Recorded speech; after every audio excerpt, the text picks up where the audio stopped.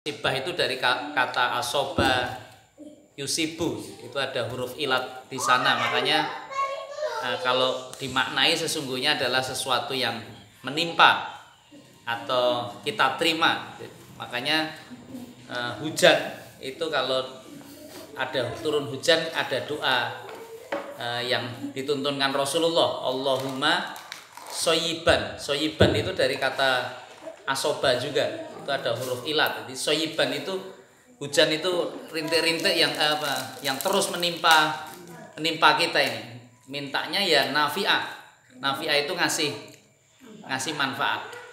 Jadi artinya apa yang kita terima ini memang hakikinya bisa baik dan bisa buruk. Dan itu asalnya dari sikap kita. Jadi bukan dari sisi Allah. Dan apa saja itu. Jadi saya mohon maaf, orang hidup dan orang mati itu ya bagian dari konsepsi musibah juga dua-duanya, seperti sehat dan sakit, atau dapat jabatan atau turun jabatan, punya harta atau hilang harta, itu semuanya ya musibah sejatinya, konsep maknanya. Makanya baik nggak kira-kira orang lapang, artinya saat ketika Allah kasih kita kelapangan misalnya, itu musibah juga. Orang dapat jabatan itu ya musibah sesungguhnya, artinya dia bisa terima. Hanya masalahnya apakah itu menjadi hasanah atau menjadi sayyi'ah itu. Nah, kalau hasanah itu sesungguhnya bisa kemudian kita gunakan sesuai dengan aturan Allah. Tetapi kalau sayyi'ah, buruk, itu ya karena sesungguhnya kita nggak ngikuti aturan Allah. Itu saja sesungguhnya. Makanya Baginda Rasulullah SAW pernah menyampaikan kalimat yang menarik untuk orang beriman itu.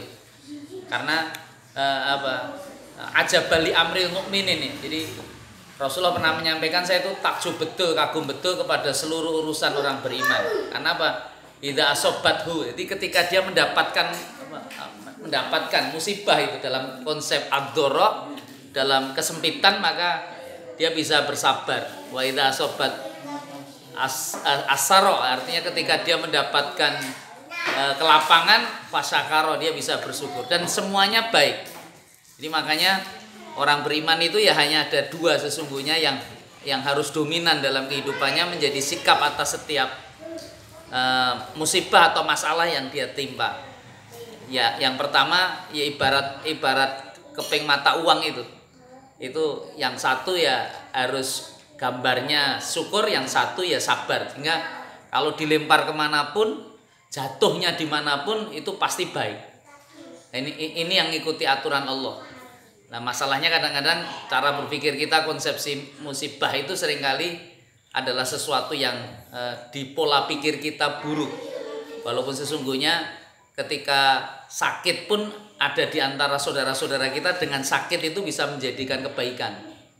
Nah, seringkali kehidupan kita ini memisahkan itu. Artinya kita ini bersikap sekuler. Sekuler itu tidak hanya kaitannya dengan urusan pemerintahan, tetapi ternyata menghadapi musibah dan bencana itu seringkali ya kita hanya sekedar ngikuti logika akal atau fenomena alam. Itu yang nggak boleh. Saya kebetulan ngajar di Politeknik Akbara, di situ ada mahasiswa manajemen penanggulangan bencana. Dan kebetulan ini prodi pertama yang cukup banyak peminatnya, karena di Indonesia ini jarang ada orang yang relawan ikut bantu kebencanaan tapi punya ilmunya. Seringkali malah ikut jadi relawan tapi malah jadi problem di sana, jadi masalah. Makanya kita ada pendidikannya itu. Jadi ketika ditanya, wah ini Indonesia banyak musibah, itu ya berkah buat kita, karena ternyata diminta PMI pusat itu mahasiswa dikirimkan kemana-mana. Kita juga diminta dan dibiayai itu dari sana karena kita dianggap punya ilmunya. Karena memang ya kita mengumpulkan para ahlinya untuk jadi dosen-dosen ngajar. Nah, termasuk saya, tapi kalau saya ngajar yang di pendidikan agama kan itu. Nah, kemarin kita kuliah melalui Zoom meeting itu. Itu sangat menarik juga ketika kita tanya berkaitan musibah, ya mereka hanya sekedar menjawab dengan kaitannya fenomena alam aja. Kenapa kira-kira kok Merapi meletus? Oh, karena memang sudah siklus 4 tahunan misalnya. Karena memang bumi kita ini sudah apa istilahnya banyak laharnya sehingga kemudian punya potensi untuk gunung-gunung itu aktif untuk bisa erupsi, atau ketika tsunami mereka ya komentarnya itu karena gempa yang ada di dasar lautan atau pergeseran lempengnya sehingga kemudian terjadi gelombang pasang dan sebagainya. Jadi hanya sebatas fenomena alam. Ini yang kita tidak sampai kepada Tuhan. Kalau orang beriman harusnya sampai kepada kodarnya kan itu, irodahnya. Itu makanya rukun iman yang keenam kita ini sebenarnya percaya kepada kodo dan kodar. Dan orang kalau memahami dan mengerti itu, ya kita harus memahami kenapa Allah inginkan itu terjadi pada diri kita. Maka sejatinya orang kena sakit itu juga belum tentu itu buruk atas dirinya. Makanya itu yang harus kita pegang. Kemarin ketika saya kasih pertanyaan kepada mahasiswa, kira-kira coba sampaikan musibah-musibah terberat yang pernah kalian dapatkan dan apa hikmahnya. Nah itu ternyata ketika mereka menceritakan musibah itu tidak dalam perspektif sedih, tetapi itu ada nilai manfaatnya. Ada di antara mereka yang pernah kena kecelakaan. Kalau ditanya kepada teman-teman, kira-kira orang kecelakaan itu baik nggak kira-kira? Hah? Baik tidak? Orang kecelakaan itu baik tidak kira-kira? Orang kecelakaan jadi sakit dia, dan sakitnya juga luar biasa. Dia koma sampai 11 hari. Begitu koma sampai 11 hari, tapi disitulah ternyata kecelakaan, sakit, koma itu mendapatkan hikmah yang besar. Kenapa? Karena saat koma itu ternyata dia di alamnya itu ternyata merasa katanya ya naik kereta gitu ya, diantarkan oleh makhluk-makhluk yang sedemikian besar menuju ke atas untuk mencapai satu tujuan. Nah begitu sampai di tujuan, ini menarik dia cerita. Itu ternyata ditanya namamu siapa, dia jelaskan namanya. Habis itu disampaikan dibentak, kau pulang sana, kau belum punya rumah di sini. Habis dibentak itu ternyata dia bangun dari komanya, sadar, dan habis itu dia ngewel dan tobat nasuha betul. Selama ini dia cerita, Ustadz saya selama ini sholat itu ya dangdeng katanya. Saya selama ini poso ya hanya awal dan bukanya aja. Saya banyak yang ya sukanya kalau bicara ngomongnya sering misu-misu, tapi habis peristiwa itu koma 11 hari itu, kecelakaan itu ternyata kemudian luar biasa. Kehidupannya jadi sangat religius. Sholat ya tepat waktu di masjid, puasa tidak hanya wajib tapi juga sunnah-sunnah. Makanya kita bisa bayangkan ternyata sakit itu bisa menjadikan kebaikan saat ketika Allah bisa mengingatkan itu dan tepat atas orang-orang beriman. Jadi seperti ditanyalah sih bagi Anda baik mana kira-kira, kaya atau miskin kira-kira kan gitu. Mampu atau tidak mampu itu ya tergantung. Kalau di kita kan konsep standarnya ya selama keadaan itu bisa kita takorup menjadi lebih dekat kepada Allah Subhanahu wa taala, itu adalah kebaikan kan gitu. Dan konsep ujian-ujian itu ya akan mengikuti jalannya. Jadi kalau semakin berat ujian itu sesungguhnya Allah taala akan uji orang-orang yang Allah cintai. Karena ada satu hadis juga Rasulullah pernah ditanya, siapa orang-orang yang paling dicintai oleh Allah? Dan itu sesungguhnya orang yang paling dicintai oleh Allah itu orang yang paling berat ujiannya. Siapa mereka? Ada yang tahu? Al-Anbiya, itu para nabi ternyata.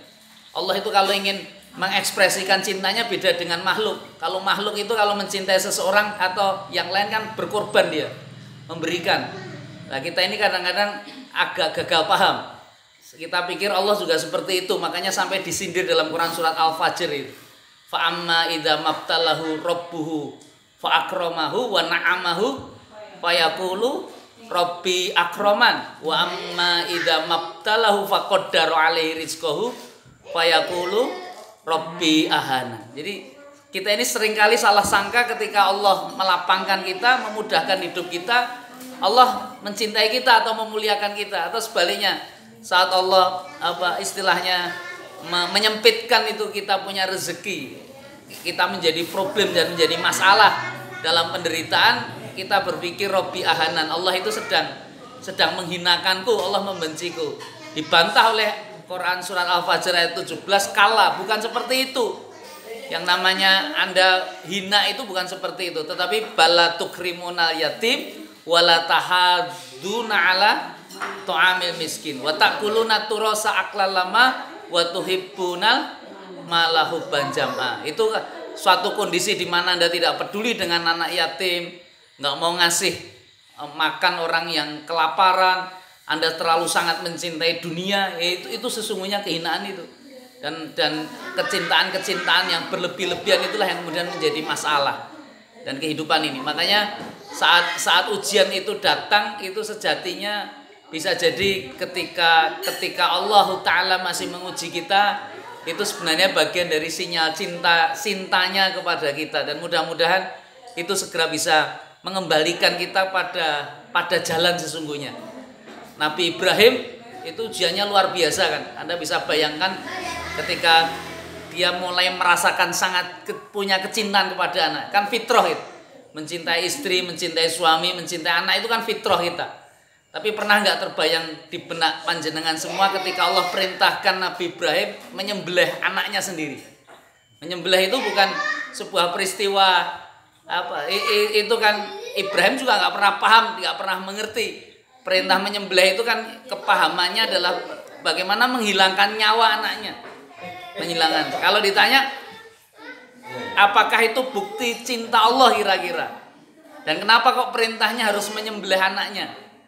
Ini kan sesuatu yang patut jenengan renungkan bersama kan gitu.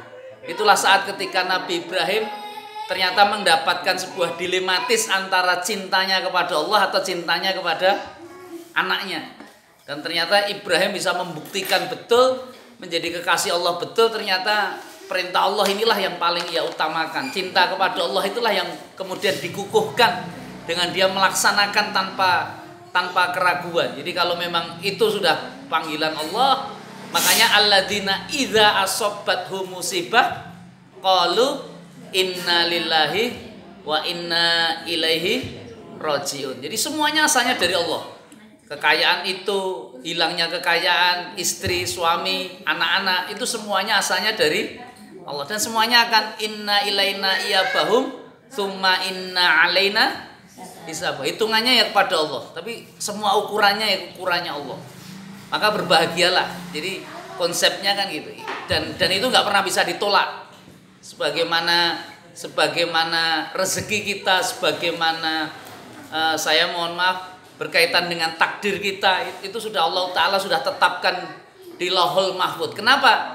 Al-Quran mengatakan agar kau juga ketika mendapatkan sesuatu yang melapangkan tidak terlalu sangat gembira, dan sebaliknya ketika kau dapat penderitaan juga tidak terlalu sangat berputus asa. Itu ayat-ayat Allah sesungguhnya, dan ini patut kita renungkan bersama. Jadi konsep kehidupannya seperti itu. Ya seperti Allah Ta'ala sudah tetapkan seorang kapten pilot namanya Kapten Afwan ya. Afwan itu saya minta maaf ya. Kapten Afwan itu oleh Allah Subhanahu wa Ta'ala ketika menerbangkan pesawat dan kemudian ternyata pesawatnya bermasalah dan jatuh itu ke Kepulauan Seribu. Orang meninggal. Dalam berita-berita yang kita dengarkan, mereka menyebut mereka yang meninggal itu adalah korban. Dan konsepsi korban itu kalau dalam konsepsi bahasa kita seringkali ya artinya sesuatu yang naas ya. Naas itu artinya kenapa kok meninggal gitu. Tapi masalahnya apa yang dilakukan meninggalnya Kapten Afwan itu dalam konsep pilihan. Ini ada Kapten Afwan, orang soleh yang terkenal di kampungnya, bikin masjid, dan dia juga tidak pernah sombong, nggak pernah memamerkan profesi. Jadi hampir semua masyarakat ngakoni dia itu orang soleh. Kalau turun mesti cari musola, kalau ada kesempatan di masjid bahkan dia sering ngisi kultumnya dan sebagainya. Tapi di sisi lain ya ada viral juga ketika ada orang yang juga masuk di manifest berita penumpang itu, ternyata keluarganya juga berduka tapi ternyata orangnya masih hidup. Nah ini salah satu pejabat yang kebetulan ternyata nggak jadi naik pesawat itu, tapi malah pergi ke Bali bersama selingkuhannya. Nah, kira-kira yang beruntung siapa ini? Yang pejabat ke Bali itu ataukah Kapten Afwan yang meninggal kira-kira gitu? Nah, Ibu paham betul itu, alladzi khalaqal mauta wal hayata liyabluwakum ayyukum ahsanu amala. Urusan hidup dan mati itu sejatinya adalah bagian dari ujian dari sisi Allah. Amal mana yang sesungguhnya terbaik. Jadi Kapten Afwan itu oleh Allah diselamatkan sehingga oleh Allah kematiannya dalam kematian yang sangat mulia. Maka dia dipilih Jadi jangan Anda anggap yang meninggal itu kemudian kemudian sengsara, kemudian menderita, tetapi sesungguhnya dia menemukan kebahagiaan yang sangat besar kan. Bukankah akhirat itu kan ad-dunya majru'atul akhirah. Jadi namanya majru'ah itu kan sawah ladang gitu. Jadi kalau jenengan kepengin panen itu di mana kira-kira? Di dunia atau di akhirat? Di akhirat. Maka orang beriman itu kalau mati sesungguhnya dia panen. Makanya kematian itu sesungguhnya adalah sesuatu yang membahagiakan atas orang yang punya iman. Nah, kadang-kadang di antara kita belum sampai situ, makanya pengennya aja ning dunia terus. Nah, sedangkan di dunia itu susah sesungguhnya. Di dunia ini kita masih terus menanam, butuh untuk nanti di akhirat. Nah, masalahnya kalau tadi pejabat tadi Allah selamatkan, ya mudah-mudahan segera bisa ada taubat gitu kan. Sehingga kemudian dia disadarkan, ini oleh Allah Ta'ala, mudah-mudahan jadi pelajaran berharga dan itu juga jadi baik keduanya kan itu. Tapi yang jelas ketika bisa menemukan husnul khotimah itu adalah rezeki terbaik sesungguhnya yang Allah berikan atas hambanya. Maka mari kita sama-sama mendoakan dan berdoa bersama, mudah-mudahan keluarga Bani Amir ini semuanya nanti mengakhirkan kehidupan ini bihusnil khotimah. Amin amin ya robbal alamin. Ini saja, mudah-mudahan nanti bisa jadi diskusi kalau memang ingin mau didiskusikan, tapi kalau tidak ya ini sekedar prolog dalam tanda petik, artinya mudah-mudahan kita paham dan kita mengerti bahwa ukurannya itu bukan takdir baik dan buruknya, karena semua takdir itu sesungguhnya adalah baik untuk orang beriman kan gitu. Jadi dalam posisi buruk dia bisa bersabar, dalam posisi baik dia bisa bersyukur. Makanya gambaran kesabaran puncak itu, saya membaca satu kitab tafsir itu ingin dicontohkan seperti Nabi Yakub. Pernah dengar ceritanya Nabi Yakub? Nabi Yakub itu kan seorang nabi yang punya anak 12 ya. Anak 12, jadi masih kalah sama Bu Amir ini.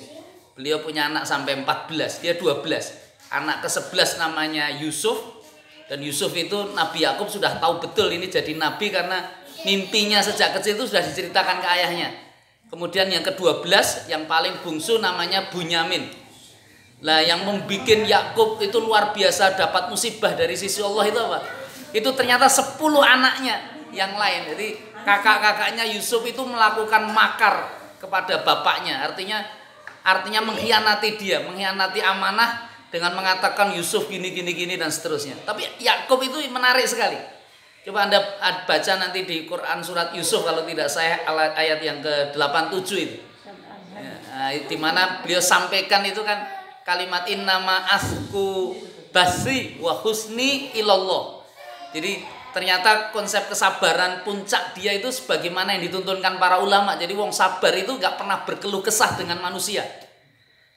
Boleh keluh kesah dengan manusia selama manusia itu bisa jadi solusi atau jadi ahlinya. Misalnya ke dokter itu boleh, tapi tidak kemudian juga menyampaikan basi. Basi itu kalau dalam bahasa Arab artinya kedukaan yang kuat, yang sangat. Karena apa? Karena kalau kita menyampaikan keluh kesah kita, itu energi yang keluar itu negatif. Jadi kita menjadi tambah lemah. Jadi jenengan itu kalau berkeluh kesah dengan orang, itu hakikinya yang kadang-kadang nggak ada proses solusi, apalagi kalau orang itu ternyata malah nyukurke, naudzubillah, kadang-kadang malah nyinyir. Makanya nggak perlu. Makanya wahusni dan kesedihanku itu hanya ilallah, hanya kepada Allah. Kenapa kok Nabi Yakub lakukan itu? Anda bisa bayangkan bagaimana seorang tua yang kebetulan ada dilematis ketika menghadapi masalah yang sedemikian berat ini. Karena Nabi Yakub paham betul bahwa Allahu ya'lamu wa antum la ta'lamun. Jadi karena Allah itu paham betul, tahu betul tentang apa yang nanti akan terjadi. Dan yang terjadi memang luar biasa. Yusuf itu menjadi nabi memang harus melalui sebuah proses penderitaan yang sangat panjang dan diawali dengan keluarganya, kakak-kakaknya yang ternyata membuat kedoliman dan aniaya terhadap dirinya. Coba kalau dulu Nabi Yusuf kira-kira tidak dibuang di sumur. Coba kalau Nabi Yusuf tiba-tiba tidak pernah jadi budak yang diperjualbelikan. Kira-kira sudah jadi nabi apa tidak kira-kira? Nah, Yusuf itu luar biasa. Yusuf itu ditempa oleh sebuah keadaan penderitaan yang sangat berat dalam hidupnya. Dan itulah makanya Nabi Yakub itu ya pahamnya hanya Allah. Karena dia juga memahami bahwa Allah akan melindungi anaknya Yusuf ini, dan dia tahu betul kata para ahli tafsir bahwa Allah Maha tahu itu tahu tentang balasan kesabaran yang akan dia terima kan itu. Jadi sedihnya itu ya hanya ia tangiskan kepada Allah. Saya kemarin baca satu jurnal ilmiah tentang kenapa kok Yakub itu akhirnya sedihnya bisa menjadikan dia buta, dan kemudian ketika mendapatkan baunya keringatnya dari pakaiannya Yusuf, tiba-tiba dia jadi sembuh. Itu menarik itu kajiannya itu. Jadi kalau menurut ilmu medis itu berkaitan dengan itu, jadi kesedihan itu, tangisan itu ternyata bisa menjadikan kalau bahasanya di situ katarak. Jadi orang proses dalamnya kedukaan dan kesedihan itu dengan tangis itu sebenarnya bisa kepedihan itu bisa mengaburkan pandangan mata. Tapi kenapa kok tiba-tiba ketika mencium yang menarik kan ketika Yusuf ngirimkan pakaian dan dia tahu betul ini pakaiannya Nabi Yusuf. Ini istimewanya Nabi Yakub ya. Saya nggak ngerti ibu mungkin punya anak 14 ini dikasih baju ki bajune sapa diambu keringete sapa, ngerti napa mboten? Tahu nggak itu Mbak Faizah punya putra 6 atau 7? Tahu, ini Popa, ini Zai. Kadang-kadang kita nggak pernah paham ini baunya anaknya siapa itu. Atau ini milik suamiku, kadang-kadang. Anda prosesnya nggak paham. Ini kan konsepnya kadang itu. Tapi itu betul, dia tahu lah. Kenapa kok bisa sembuh? Karena ternyata konsep sakit itu bisa disembuhkan dengan konsep spiritual kebahagiaan dan kegembiraan. Jadi orang itu kalau sakit itu akan menjadi semakin terpuruk dan menderita bila hatinya susah. Makanya itu kalau dalam bahasa aura itu ya, dalam bahasa frekuensi rendah itu ya di rumah sakit, di penjara itu rata-rata orang semakin terpuruk itu. Tapi kalau Anda masuk di rumah sehat misalnya atau di tempat-tempat hiburan dan lain sebagainya itu kadang-kadang, nah termasuk majelis Quran ini sesungguhnya majelis yang bisa mengeluarkan energi kuat, energi besar. Jadi frekuensinya besar. Itu seperti ceritanya Agim itu. Kemarin dia kan habis pernah masuk kena isolasi itu. Isolasi di Covid dan seterusnya, tiba-tiba dia ngaji tapi ngajinya tidak keras itu. Sama perawatnya bilang, "Ustadz Agim, kalau ngaji yang keras saja." Kenapa dengan keras? Karena ngaji keras itu bisa menghasilkan frekuensi kuat untuk sembuh, dan akhirnya dia ngajinya kemudian keras itu. Jadi enggak gitu. Akhirnya alhamdulillah, dan ternyata memang banyak kasus-kasus dalam sebuah peristiwa isolasi itu kenapa ke orang akhirnya meninggal 1, 2, 3 karena enggak ada yang jaga. Saya ya diceritani mereka, saya kan kebetulan ngurusi plasma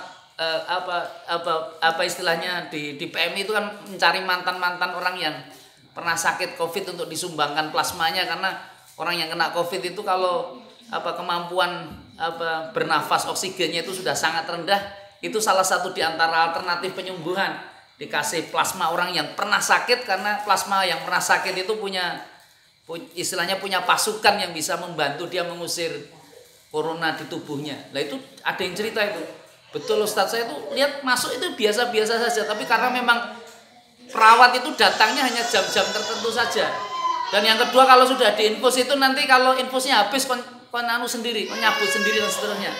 Jadi nggak ada yang melayani. Tapi memang yang dikirimkan makanan itu ya serba mewah, serba baik. Tetapi ya orang menghadapi kita nggak boleh ada yang nunggu dan seterusnya. Ibu bisa bayangkan tuh, wong loro dewe gitu. Terus habis itu ono kabar sing meninggal jadi banyak yang akhirnya 1, 2, 3 meninggal, dan akhirnya pada jatuh mentalnya.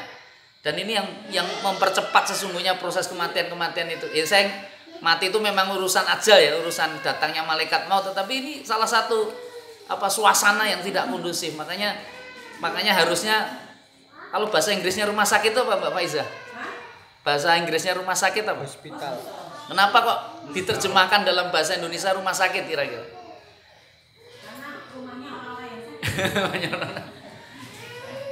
Itu kan hanya Indonesia sebenarnya yang menerjemahkan tempat orang merawat. Kenapa kok tidak disebut rumah sehat misalnya gitu? Kalau rumah sehat Bu Nani ini punya rumah sehat itu. Makanya suasananya kan orang begitu datang bukan sakit tapi ingin sehat. Tapi kalau sudah masuk di suasana rumah sakit, apalagi sekarang ini ya, rumah sakit seperti itu ya menjadi horor. Makanya banyak orang yang sakit akhirnya ngempet untuk tidak ke rumah sakit, tidak kontrol, karena suasana batinnya ini sekarang sudah berubah betul, karena semuanya serba horor kan itu. Dokter-dokternya yang menjadi merasa sangat ketakutan, ini yang diceritakan Pak Profesor Zainal ya. Jadi merasa ketakutan betul, ada yang modelnya jadi paranoid itu. Jadi kata dia itu ya apa, mulai dari pakai APD, buka APD itu kata dokter Zainal, saya mohon maaf itu pakai apa? Pakai pengait, jadi nggak berani megang, pakai tangan itu nggak berani. Nggak bisa bantu. Sampai kemudian apa lift itu ya untuk naik turun itu juga ya pakai tisu, pakai apa macam-macam. Jadi ketakutan yang luar biasa sehingga menjadi ya kata beliau ini takutnya itu melebihi daripada takutnya kepada Allah. Makanya kan kita cukup berdoa sebenarnya, auzubillahi minasyaitonirrajim, supaya konsep protokolnya dilaksanakan dengan sebaik-baiknya ya, mudah-mudahan ada banyak kebaikan yang bisa didapat. Ini beberapa hal yang mudah-mudahan jadi apa? Jadi semangat kita bersama keluarga Bani Amir ya, saling mendoakan lah, saling mendoakan. Ya kita hati-hati, perlu waspada harus, tetapi jangan terlalu kemudian menjadi sangat takut dan khawatir, dan kalau itu yang kemudian terjadi ya nanti akan menjadi masalah juga atas kehidupan kita, dan ini yang memperburuk sesungguhnya posisi keadaan diri kita. Jadi tidak normal nantinya, jadi tidak sebagaimana biasa. Anda boleh percaya, boleh tidak, boleh setuju, boleh tidak, saya pikir itu. Ini yang bisa saya sampaikan. Terima kasih. Assalamualaikum warahmatullahi wabarakatuh.